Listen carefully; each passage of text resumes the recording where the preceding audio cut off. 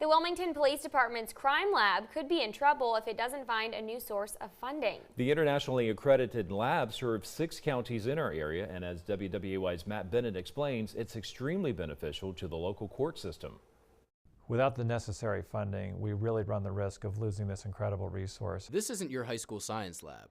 This is the internationally accredited forensic crime lab at Wilmington Police Headquarters. We have 2 sections where we do testing, blood alcohol for primarily DWI-related cases, and then controlled substance testing, which is seizures of pills, powders, plant materials. The lab has been around since 2009.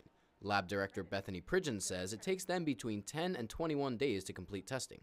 If sent to a state or private lab, it could take up to a year. Since the volumes increase, there's a lot of work to go around. So we hope that by being here, we're actually helping reduce some of the work that the state lab has to do.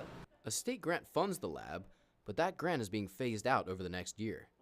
District Attorney Ben David says if the lab does not get the funding it needs, evidence will have to be sent to Raleigh for testing. We need to have someone come and testify about those results.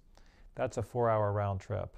And when we have hundreds of these cases every year, it's important that we have a witness that's 5 minutes away and not 4 hours away. If an analyst is required typically from a private or a state lab, then they have to move that case into Superior Court, which would require not just those parties, but also a jury. So far, New Hanover and Pender counties have agreed to continue funding the lab.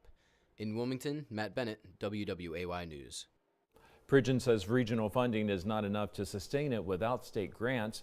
District Attorney David is urging state legislators to keep the lab going.